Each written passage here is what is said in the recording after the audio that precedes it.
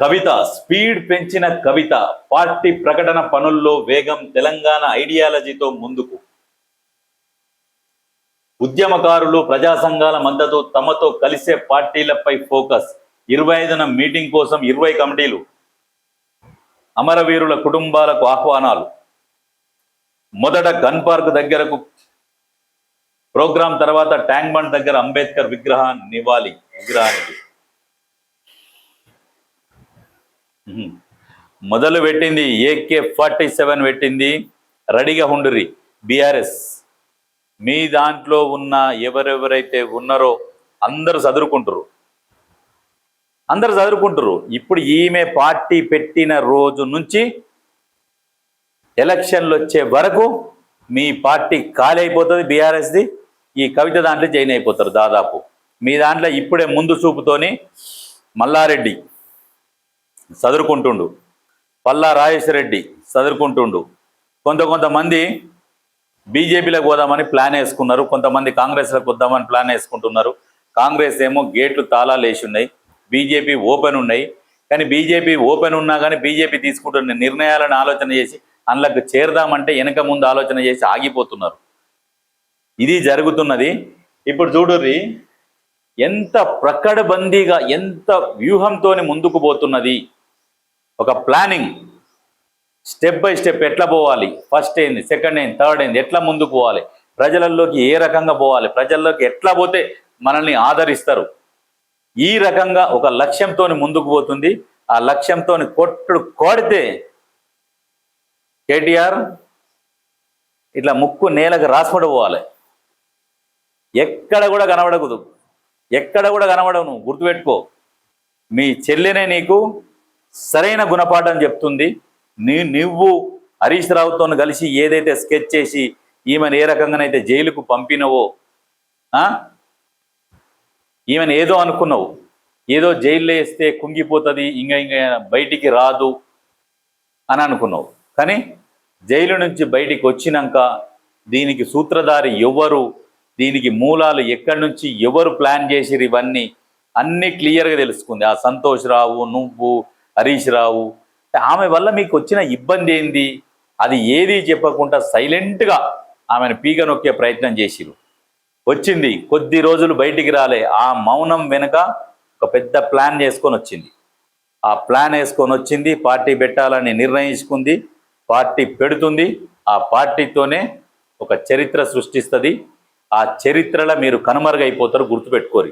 BRS మీరు ఎవరెవరైతే ఆమెని ఏదో చెయ్యాలి, ఆమెని రాజకీయంగా మొత్తం భూస్థాపితం చేయాలి, అనగదొక్కాలి, పార్టీ చేతుల్లోకి తీసుకోవాలని ఒక వంకర బుద్ధితో ఆలోచన చేసిన కేటీఆర్ నీకు మాత్రం ఖచ్చితంగా గ్యారంటీ బుద్ధి చెప్తుంది, గుర్తుపెట్టుకోరు. అయితే మహిళలను బీజేపీ మోసం చేసింది అని ఈమె డైరెక్ట్ బీజేపీని విమర్శిస్తుంది, క్లియర్గా విమర్శిస్తున్నది. ఎందుకు మొన్న కేసులు అయినాయి, బయటికి వచ్చింది, క్లీన్ చీట్ వచ్చింది, వచ్చినాక ఎక్కడ సాక్ష్యాలు లేవు, కానీ పెట్టించింది ఎవరో ఈమె క్లియర్గా అర్థమైంది, అందరికి అర్థమైంది. అర్థమైనాక ఇప్పుడు వాళ్ళ తండ్రికి కూడా అర్థమైంది, కేసీఆర్కి కూడా అర్థమైంది ఈమె మీద పెట్టించిన కేసు ఎవరు పెట్టించిరు, ఏం చేసిరు, ఎవరు వేసిరు స్కెచ్ అన్నీ అర్థమైపోయి ఆయన సైలెంట్ అయిపోయి ఉంటుండు. అందుకనే ఇక ఆయన కూడా త్వరలో ఖచ్చితంగా ఆ బీఆర్ఎస్ కేటీఆర్ ఎమ్మడైతే ఉండడు. బలవంతంగా ఇజ్జత్ పోతుంది. ఆ ఇజ్జత్కి పిసుక్కొని అప్పుడప్పుడు వచ్చి ప్రెస్ మీట్లల్లో పాల్గొంటుండు. కానీ ఆయన మనస్ఫూర్తిగా ఏ రోజు కూడా బీఆర్ఎస్ తరఫున ప్రెస్ మీట్లో పాల్గొని బీఆర్ఎస్ కార్యకర్తల గురించి మాత్రం ఎన్నడూ కూడా మాట్లాడతలేడు. ఇప్పుడు ప్రభుత్వం మీద విమర్శలు కానీ ఏది కానీ ఏం చేయట్లేడు. ఆయన మనసంతా, ఆయన ప్రాణమంతా ఆయన బిడ్డ మీద ఉన్నది. మీరు చూడుర్రి, భవిష్యత్తులో ఖచ్చితంగా ఇంకా మార్పులు వస్తాయి. అవసరమైతే కేసీఆర్ నేను రాజకీయాల నుంచి నిష్క్రమించిన నా బిడ్డ దగ్గర కొద్ది రోజుల పాటు ఉంటా అనే ఒక వర్డ్ వదులుతాడు. ఆ వర్డ్ ఈమెకు చాలా ప్లస్ అవుతుంది, బీఆర్ఎస్కు భూస్థాపితమవుతుంది. ఇది జరుగుతుంది ఖచ్చితంగా. తండ్రి బిడ్డ కలిసే రోజు వస్తుంది, వీళ్ళు కలుస్తారు. కలిసిన రోజు వీళ్ళు సక్సెస్, వాళ్ళు ఫెయిల్యూర్. సక్సెస్ అంటే ఎమ్మటే అధికారంలోకి వస్తారు అని మనం చెప్పట్లేదు, కాకపోతే ప్రతిపక్ష పాత్రకైనా వస్తారు. ఇయ్యాల కాకుండా రేపు కాకుండా ఏదో ఒక రోజు అయితే మంచి భవిష్యత్తు అయితే ఉన్నది. ఎందుకంటే ఈమె ఒక వ్యూహంతో పోతున్నది. ఎట్లా వీళ్ళ కేసీఆర్ గాంక ఎట్లయితే ప్లాన్ వేసుకొని ఒక ప్లాన్గా వెళ్ళిపోతాడో ఉద్యమ సమయంలో, ఇట్లా పోతే ఇది, ఇట్లా పోతే ఇట్లా, ఎత్తు వేసుకుంటూ పోతాడో అవే పోలికలు, అదే గుణం ఈమెకు ఉన్నది. కాబట్టి ఈమె రాజకీయంగా సక్సెస్ అయ్యే అవకాశాలు ఈమెకు ఎక్కువ ఉన్నాయి. కేటీఆర్కి ఏంటంటే వేరేది ఉన్నదిలే, ఆయన మనసంతా వేరే వాళ్ళ మీద మనసు గుంజుతుంటుంది. ఆయన ఏదైనా పని ఎంచుకుంటే ఆ పని మీద ఉండదు, మిగతా దాని మీద ఎక్కువ ఉంటుంది ఆయనకు ఆ యావతోని ఆయన ఆగం చేసుకుంటుండు. ఇక్కడ వేసిండే బండి సంజయ్ కూటమి కాలకూట విషము కక్కిందట. ఎవరు రాసిచ్చారో మరి స్క్రిప్ట్ ఈయనకు. కాంగ్రెస్ మొదటి నుంచి మహిళా వ్యతిరేకి. మీరు అసలు నువ్వు ఎట్లా గెలిచినావో కానీ ఇక మళ్ళీ మాత్రం గెలవవు. ఇక బండి సంజయ్ అన్న, ఇక నువ్వు రామ్ నీకు తెలంగాణ మీద వాడు తేజస్వి సూర్య మాట్లాడుతుంటే నోరు మెదపలే కానీ ఈ బిల్లు గురించి నోరు తెరుచుకొని వస్తున్నాడు.